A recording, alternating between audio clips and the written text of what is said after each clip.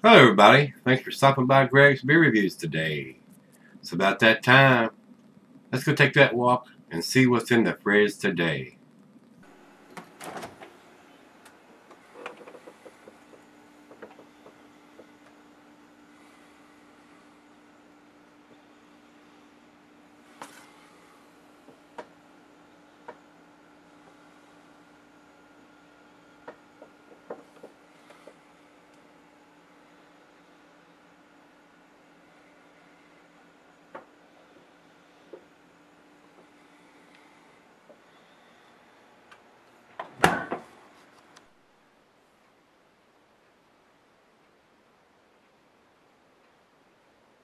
Hey guys, thanks for stopping by Greg's Beer Reviews today. I've had this beer for a while, maybe even a couple years. This is a brewed once beer. This is DuClaw's Soul Jacker, a fiendish blend of blackjack and devil's milk. And what that is, let me put my specs on here so I can read what's on the bottle. A fiendish blend of blackjack Russian Imperial Stout and devil's milk barley wine style ale that dares you to bet against its seductive aromas of roasted malt and espresso and palate-possessing blend of dark fruit esters that linger to its bitter end. You'll never regret accepting the devil's wager, even if you lose your soul. Ooh, I'm scared. Alright guys, like I said, this is I've had this for a while, probably a couple years now.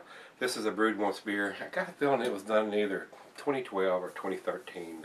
Not sure. This is before they were dating their stuff. Commercial description on this beer. This is a 9.5%er, by the way. And they blended a Russian Imperial Stout, like I said, with a barley wine. And they're classifying this beer as an American Strong Ale now. Go figure.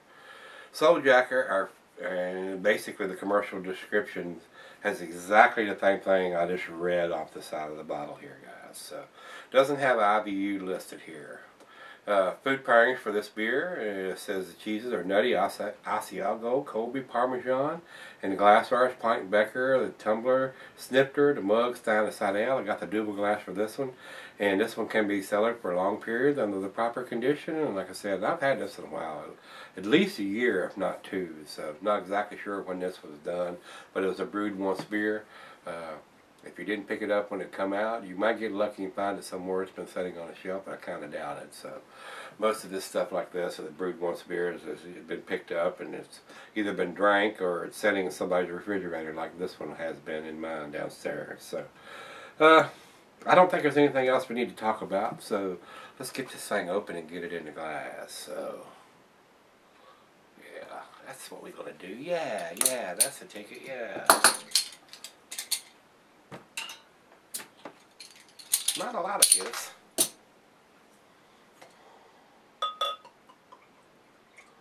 It doesn't pour black out of the bottle, but it's probably going to be black once it gets into the glass. And down the center we're going, and it's not producing a very much of a head here. Straight down the center, and it's just barely covering the top of the beer. Over into the light, there is hardly any light coming through it. It is a pretty dark once it's into the glass. It almost looks like a cola coming out though. I could see light through it as I was pouring it down the center there. But it looks pretty good in the glass. I've been pretty impressed with most of DuClaw stuff. They do some good stuff, and it seems like they're getting better and better at it. So, especially the ones, to me, just my opinion, the ones they're coming out here with lately, they're stepping outside the box, doing a bunch of different stuff. The Sweet Baby Jesus, and the Coco Fuego, and the Dirty Little Freak. I enjoy most of that stuff. I mean, I really do. It's not something that I want to drink every day, but it's a nice change up, a nice change of pace. So, let's get a nose on this one.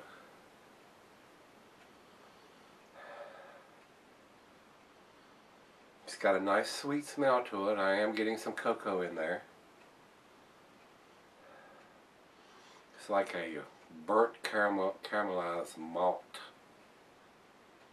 And there's some dark fruit in there. I think there's more, to me it smells more like a barley wine than it does a Russian Imperial Stout.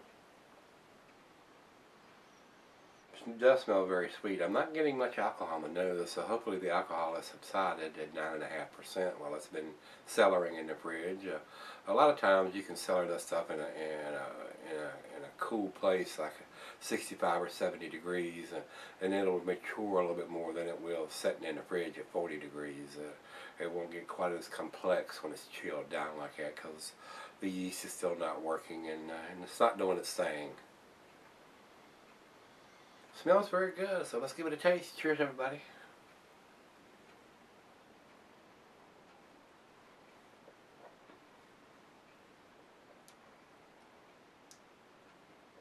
Yeah. Now, it does have a little bit of alcohol in the taste, especially on the back end. Not getting much on the nose, and it's probably because it's 40 degrees right out of the fridge, and as it warms up, it's probably going to get just a little more boozy in the nose. But I am getting some cocoa and some dark fruit, plums, dates, raisins, figs, roasted malt, a deep roasted malt.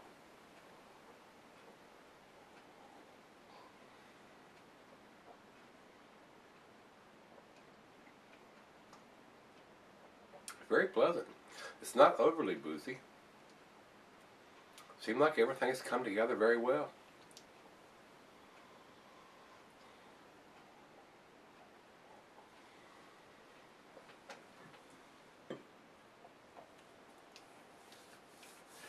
But like I said, to me,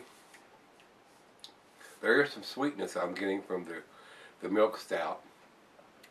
But to me, there's more barley wine influence to this beer than there is the Russian Imperial Stout. So let's let it warm up. It's like I said, right out of the fridge at 40 degrees, and we'll see where this one ends up. This is a 22-ounce bottle. I'll share this with the other half, and we'll come back here and do the final chug and comments on this one, guys. Stick around. Alright guys, I'm back. Got just a little left here. I don't know, maybe my ignorance here, but I don't know why this is classified as an American strong ale. Is that how you make a strong ale? By mixing a barley wine with a Russian Imperial Stout? To me, just my opinion, it doesn't fit that style. This is more of a barley wine to me with some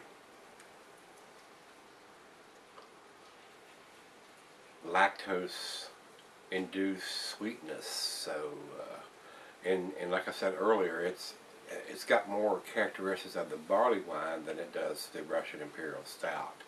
It's almost like a 70-30 blend to me, or a 60-40 blend. I don't know if it's 50-50 on the barley wine and the Russian Imperial Stout, but it doesn't have. The only thing that I'm really getting from the Russian Imperial Stout is just a little bit of the cocoa or chocolate from that. As far as everything else, I mean, I'm getting the dark fruit and a little bit of licorice, and I mean, and basically that's it. I mean, there's definitely, I mean, from both characteristics, I'm getting the roasted malt. It's almost like a burnt caramelized roasted malt. But it's very nice. I mean, I just don't think it fits the style as a American strong ale. So, just my 2 cents, as the Food Lion says. So, let's do the final chug on this one. It's warmed up considerably. It's probably room temperature now, or maybe just a little bit less. I've been sipping on it probably 35-40 minutes. So, final chug.